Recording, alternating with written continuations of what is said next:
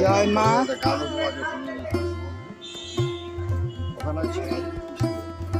এই বট গাছ কত কালের? রামপ্রসাদেরও আগে?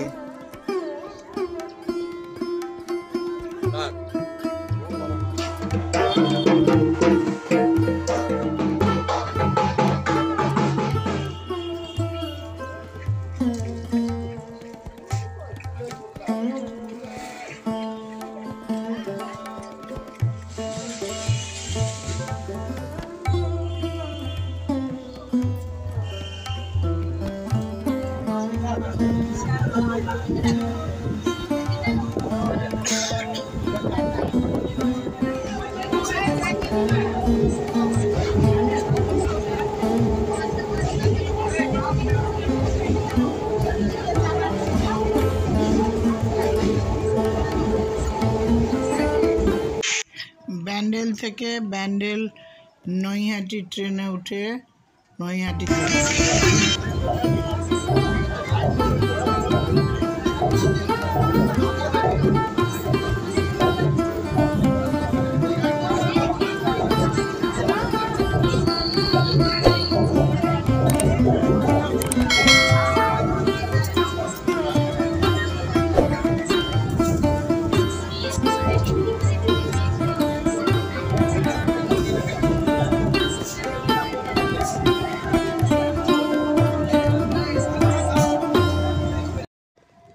আমার আজকের গন্তব্য হলো হালিশহর।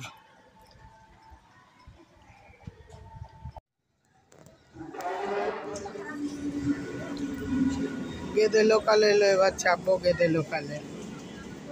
একটা তো স্টেশন নৈহাটি থেকে হালিশহর।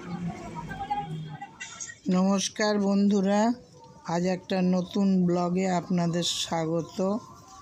আমি ঘুরে আসি কাছে দূরে বাণী সেন ব্লগের পক্ষ থেকে বলছি। আজকে এসেছি হালিশহর রামপ্রসাদের ঘাটে, যেখানে রামপ্রসাদ বিলীন হয়ে গিয়েছিলেন। সেই ঘাটের মাহাত্ম্য আপনারা নিশ্চয়ই শুনেছেন। সেই ঘাটের একটি ভিডিও করব। পড়ন্ত বিকেলে গঙ্গার সৌন্দর্য আপনাদের কাছে তুলে ধরব এবং দুদিকে দেয়ালে সমস্ত বিশ্লেষণ করা আছে, দেখবেন লেখা আছে। এই সেই বিখ্যাত রামপ্রসাদ ঘাট। রামপ্রসাদের ভিটা থেকে অনতি দূরে এই ঘাট অবস্থিত। চলুন ঢুকি।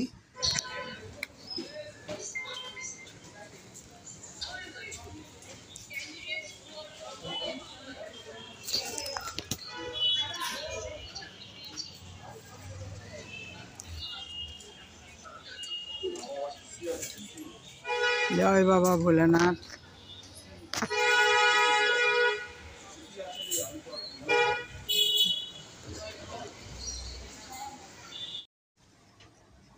ঘাটের দুপাশে রামপ্রসাদের জীবনী কিছু তুলে ধরা আছে এবং ছবিগুলি আঁকা, খোদাই করা।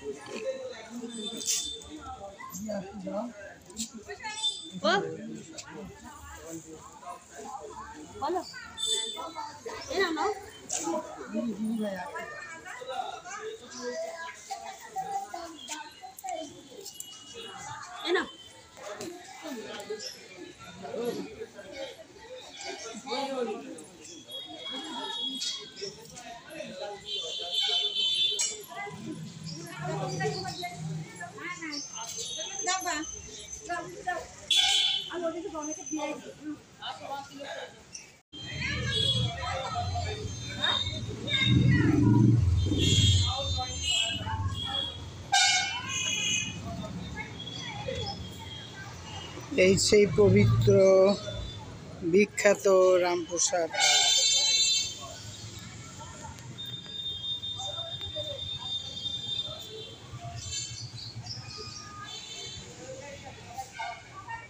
এই ঘাটেই রামপ্রসাদ বিলীন হয়ে গিয়েছিলেন, আর খুঁজে পাওয়া যায়নি মা কালীর ভাসান দিতে গিয়ে।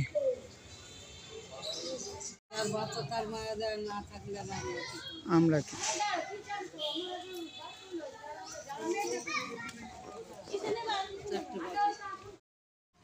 এই তারা মায়ের মন্দির একটি ভগ্নপ্রায় ঘরে এক সন্ন্যাসী থাকেন বহুকাল ধরে, তার সাথে কথা বলে।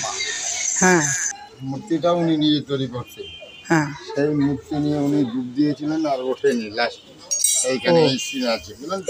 এই ঘাটে। হ্যাঁ, এই ঘাটে, সেই ঘাট। আর বাড়িও ওনার এখানেই আছে, হালিশহরে। হ্যাঁ, উনি হালিশহর, ওই মন্দির যেটা হ্যাঁ ভিটে। দেখবেন ওইটা তো বাড়ি, ওইটা ভিটে বাড়ি। আপনি এখানে কতদিন আছেন? আমারও জন্মভূমি, আমারও বাড়ি এখানে। না, এই 50 বছর। এই সন্ন্যাসী বেশে? হ্যাঁ, আমি লাল বাবা মঠে। লাল বাবা মঠে একাই থাকেন? যা হোক, খাবার জোগাড় যতটুকু করেন। না, আমার সব আছে, লোক আছে, ভক্ত আছে, ছোটবেলা থেকে যখন ভক্ত তো থাকবেই। আচ্ছা, তারা হ্যাঁ, যা দেয় চলে যায়। আপনার ওখানকারও লোক আছে, কোনো লোক আছে। আচ্ছা, ওখানকারও লোক আছে, এক জায়গার তো না, সব জায়গার লোক আছে। চালাপুলি, যে যেরম। হাওড়ার আছে, হাওড়ার তো অনেক জায়গার আছে, আপনাকে আর কি বলবো, বড় ভাইয়ের তো অনেক আছে। আচ্ছা, আমি একটু কমই বেরোই, আমি একটু ভ্রমণে থাকি, তো এই ভ্রমণ থেকে আসলাম এখন। আচ্ছা, কিছু কুম্ভে আহার করুন। না, ঠিক আছে, আসি, প্রণাম নেবেন। হ্যাঁ হ্যাঁ, আমি ভালো থাকুন, আপনিও ভালো থাকুন। ভালো থাকুন। এই রামপ্রসাদ, এই ঘাটে ভীষণ ভালো জায়গায় আপনি স্থান পেয়েছেন। আছি তো, ছোটবেলা থেকে ও, আছি, ছোটবেলা। বাড়ি টাড়ি আর যাওয়া হয় না? না, বাড়ি ফাড়ি ওইসব যাইনি। আচ্ছা, ভাইরা ওইসব আসে, মাঝে মাঝে একটু দেখা হয়। কোথায় বাড়ি? এইখানে, এখানে। এখানেও আছে, কলকাতাও আছে, শ্রীরামপুরেও আছে। শ্রীরামপুরে আমার ভাইরা থাকে। আচ্ছা, এলাম। আচ্ছা, আমার দেখা খুব ভালো থাকবে। হরিবল, জয় মা। গানও তোমাকে শুনিয়ে দিচ্ছি, মন রে কৃষি কাজ জানো, মনে রে কৃষি কাজ জানো না, এমন মানব জমি রইল পতি, আবাদ করলে ফলতো সোনা, মনে রে কৃষি কাজ জানো না, মনে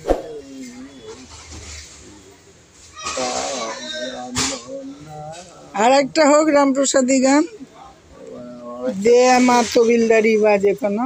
ওই যে, আমি বিনা মায়নার কর্মচারী, আমার নাই মা কোন সাধন করি, আমি তোমার নামে ঘুরি ফিরি, তোমা বিনে মা কি মা জানি, আমি বিনা মায়নার কর্ম চারি, আমার নাই মা কোন ঘর বাড়ি, আমি আমি তোমার সন্ধানে ঘুরি ফিরি, তোমা বিনে আর কি মা জানি, আমি বিনা মায়না কর্মচারী। ওখানে ছিল, বুঝলেন, ব্যাপার আছে কৃষ্ণ। এই বটগাছ কতকালের? রামপ্রসাদের আগে। রামপ্রসাদেরও আগে? বাবা, এই শিবলিঙ্গ বুড়ো হয়ে গেছে। বাবা, তোমার বয়স কত? আমার বয়স এখন হয়েছে ওই না হলো 36। এ না, 36-এর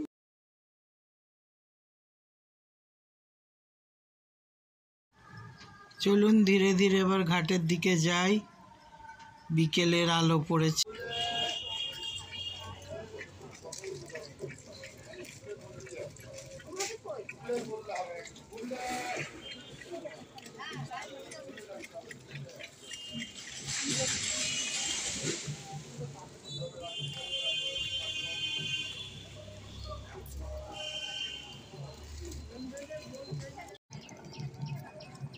ওই লঞ্চটা আসছে ডানলপ থেকে, সাহাগঞ্জ। এই সেই বিখ্যাত রামপ্রসাদ ঘাট। সূর্য অস্ত যাচ্ছে, তার লালচে আলো ঈষৎ হলদে গঙ্গার জলে পড়ে বড় সুন্দর লাগছে। গাছের ছাওয়ায় মনোরম জায়গাটি, স্নিগ্ধ ভক্তির জায়গা। বহু পুরনো এই ঘাট। আর এখন গরমের দিনে বেশ কিছু লোক স্নান সারছেন এখানে। ঝকঝক করছে আলো, জলে পড়েছে।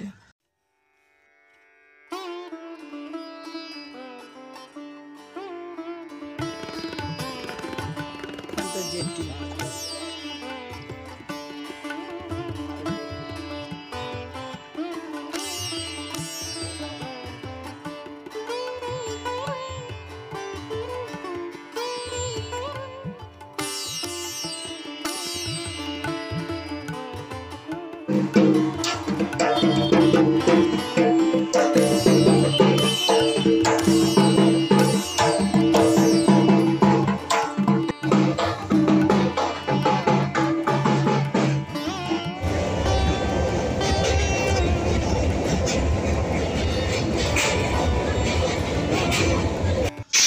একটা পবিত্র অনুভূতি নিয়ে ঘাট থেকে একটি ম্যাজিক গাড়ি করে নৈহাটি স্টেশন এসে ট্রেনে চড়েছি, গন্তব্যস্থলে ফিরে চললাম।